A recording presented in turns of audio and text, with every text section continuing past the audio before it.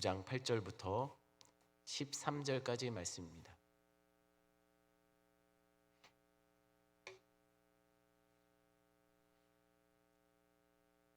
한 절씩 교독하겠는데 제가 먼저 읽습니다. 이사야서 9장 8절부터 13절까지 말씀.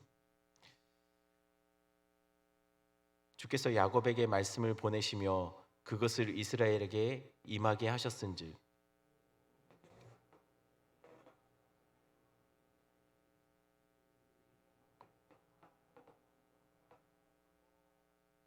벽돌이 무너졌으나 우리는 다듬은 돌로 쌓고 뽕나무들이 찍혔으나 우리는 백향목으로 그것을 대신하리라 하는도다.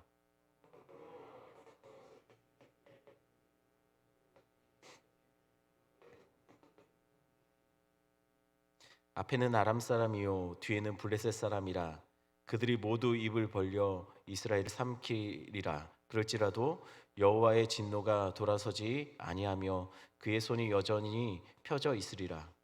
그리하여도 그 백성이 자기들을 치시는 이에게로 돌아오지 아니하며 만군의 여호와를 찾지 아니하는도다.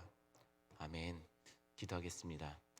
하나님, 오늘 하루의 삶도 말씀 앞에 우리가 섭니다. 하나님, 말씀을 들을 때마다 하나님 우리에게 각자에게 주시는 메시지를 우리가 들을 수 있는 그런 귀를 하나님께서 허락하여 주시고 깨닫는 영을 허락하여 주시고 또한 삶 속에 매일매일 그 말씀 붙들고 몸부림치며 사는 마음들 허락하여 주시옵소서. 하나님 말씀이 능력이 됨을 날마다 아버지는 입술로만 고백하는 자가 아니라 삶으로 고백하는 자 되게 주님 도와주시옵소서. 인도하시라 하나님 감사를 드리며 예수님의 이름으로 기도드렸습니다. 아멘. 이스라엘 사람들이 당시 주변 나라들이나 또는 지금 사람들과 병이나 질병에 대해서 대하는 자세가 조금 달랐습니다.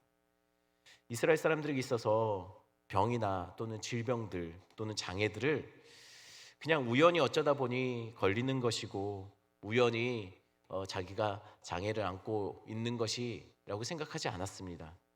그들은 병과 장애는 자신의 죄로 인한 결과로 주어지는 거라고 생각했습니다.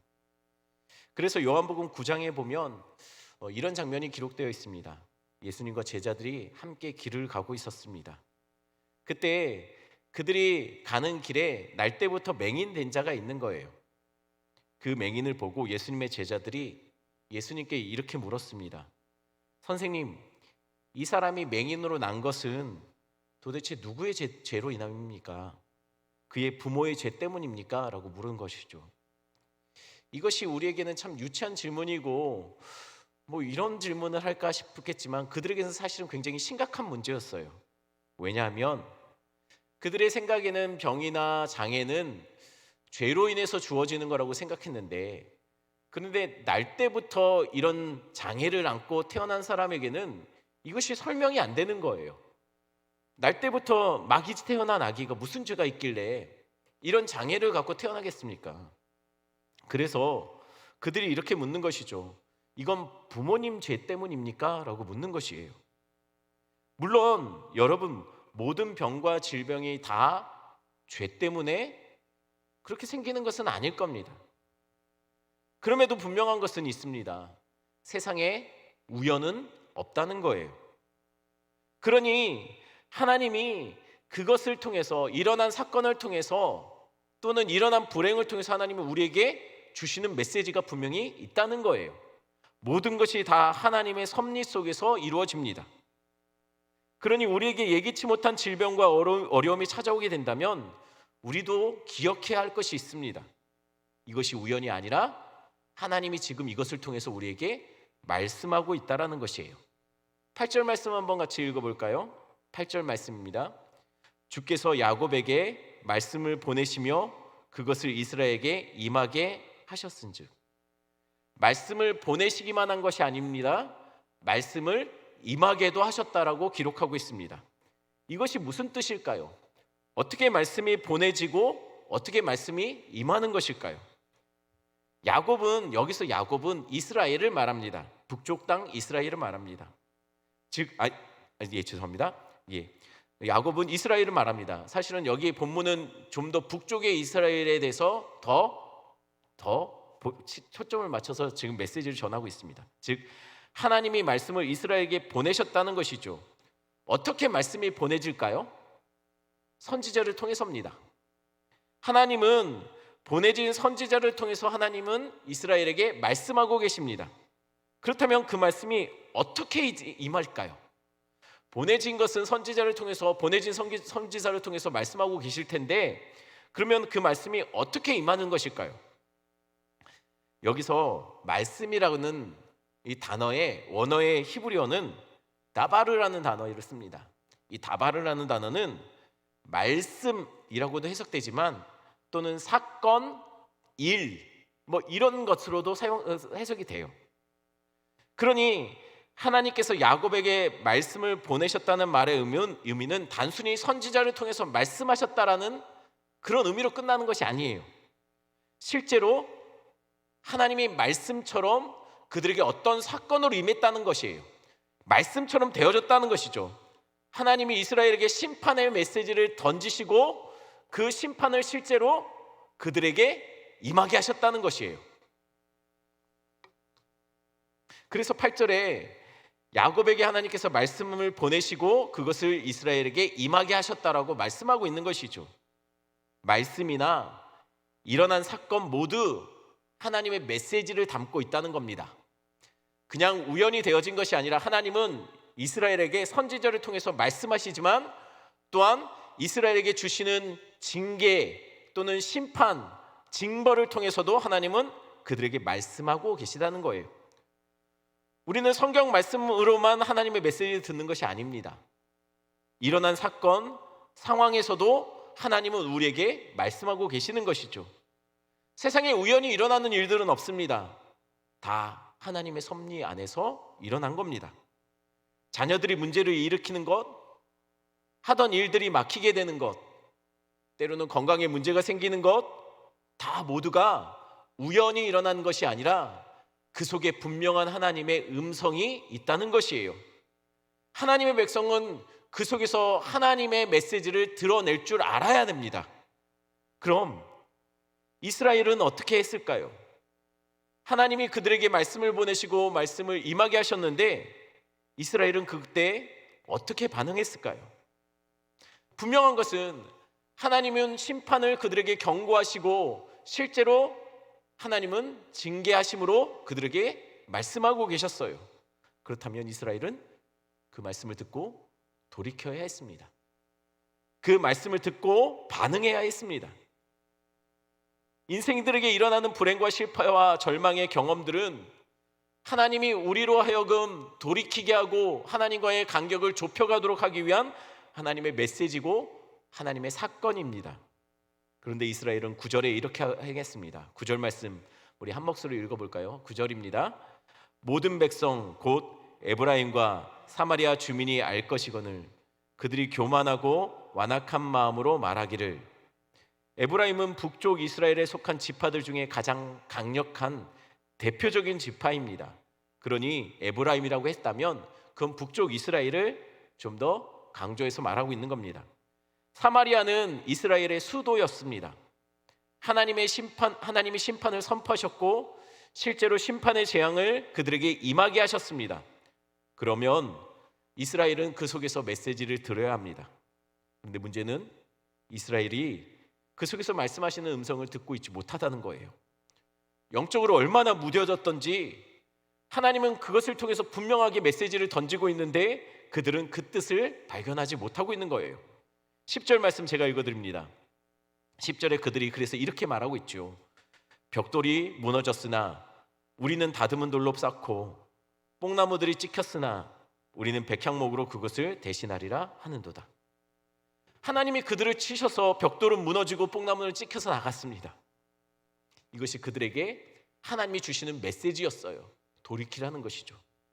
그런데 그들은 그것을 뭐라고 반응하고 있냐면 벽돌이 무너졌으면 더 좋은 돌로 쌓지 뭐. 아니 뽕나무가 잘려서 나가졌으면 백향목을 심으면 되지 뭐. 하나님이 그들을 치셨는데 그들의 태도는 그 속에서 주시는 하나님의 메시지를 듣는 것이 아니라 이 상황을 바꿔가려고 한다는 거예요. 문제가 사라지면 된다라고 생각하는 것이죠.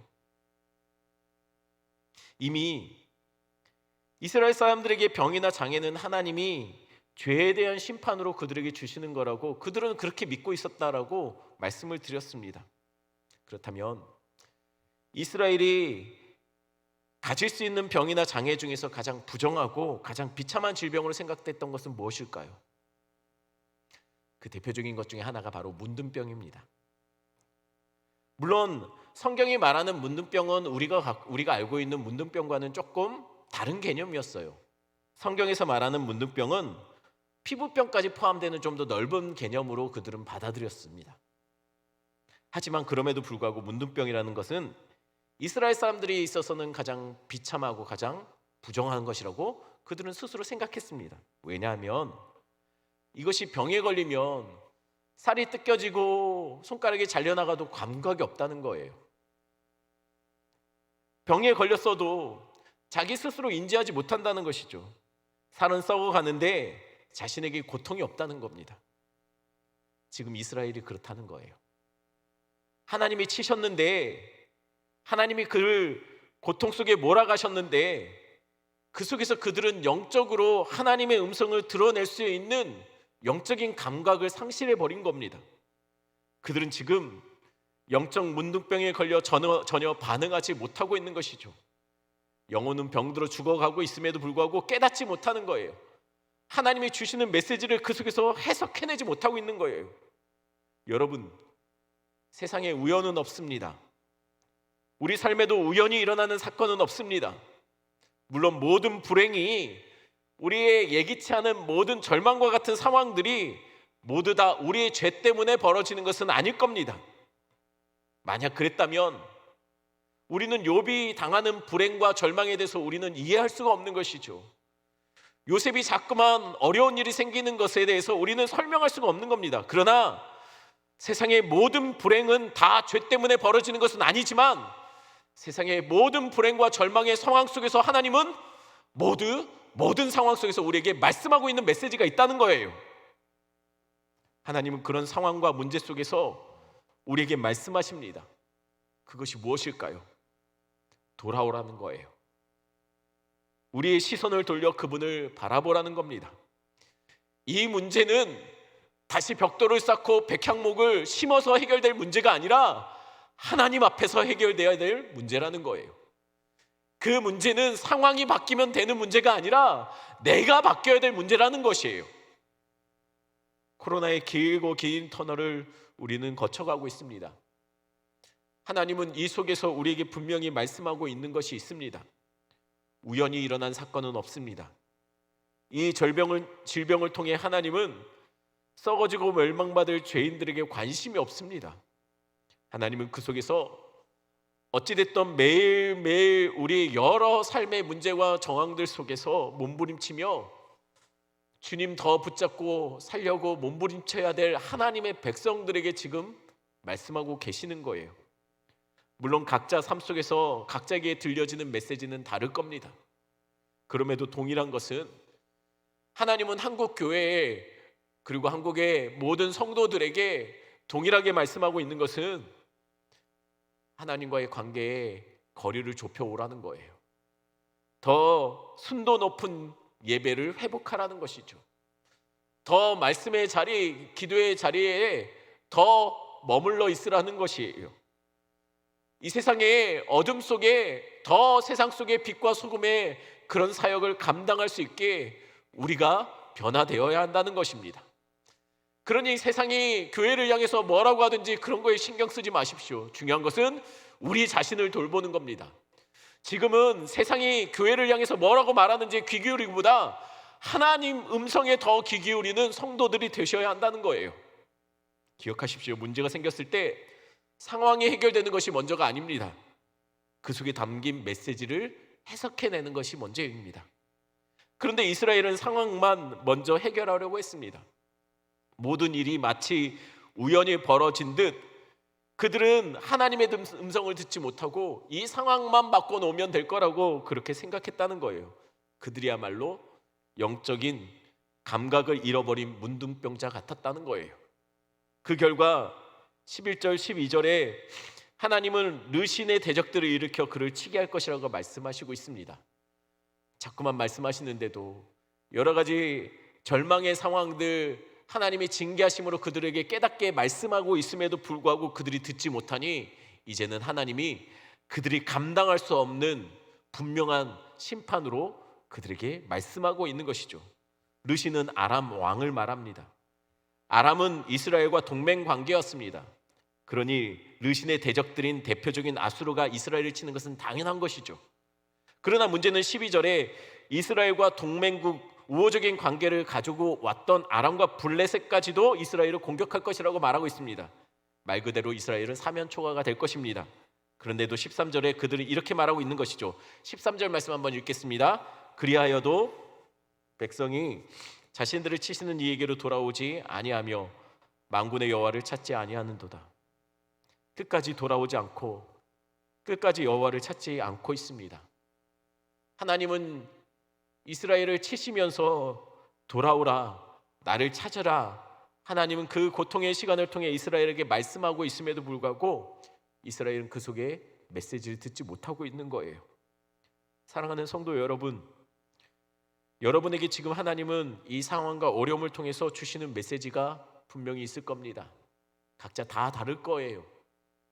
제일 안타까운 것은 하나님은 이미 아픔과 실패와 고통으로 누군가에게 때로는 치시면서 돌아오라고 말씀하고 있는데 마치 우리는 영적 문둥병에 걸린 것처럼 그것을 깨닫지 못하고 계속 사람 찾아다니고 이 문제의 상황을 바꾸려고 몸부림치며 노력하고 있는 모습들이 종종 우리 안에 있다는 것이에요.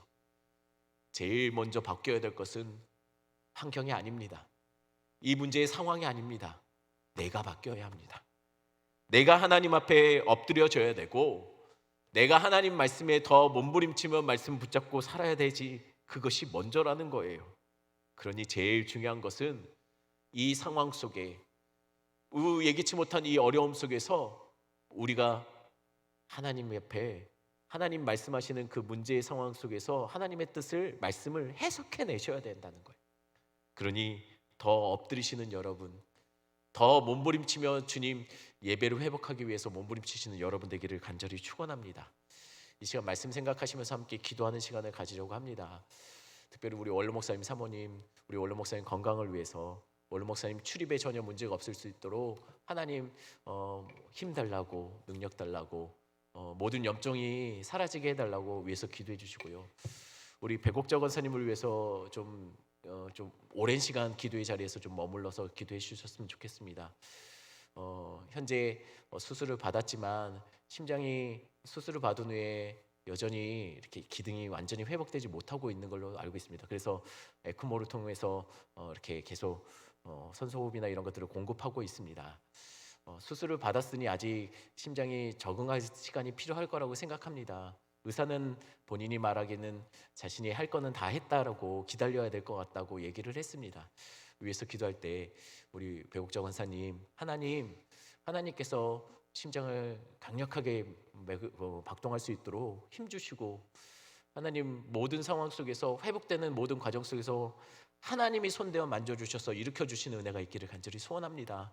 그래서 또 한 번에 우리 교회 내에 간증이 생길 수 있도록 해달라고 우리 배국자 권사님을 위해서 함께 기도하고, 또 앞에 나와 있는 기도 제목들을 위해서 기도하고, 우리 정명관 선교사님, 또 오천식 선교사님 가정을 위해서 하나님 어려운 시간들을 거치고 있을 텐데 주님 그분들을 통해서 그분들이 그 자리에 그 역할, 그 하나님 맡기신 사명에 머물러 있을 동안 하나님 일하여 주셔서 열매 맺는 그런 사역들을 이어갈 수 있도록 해달라고 위에서 기도해 주시고, 자유롭게 여러분들 가지고 오신 기도 제목 가지고 기도하시다 돌아가시면 되겠습니다. 함께 기도하겠습니다.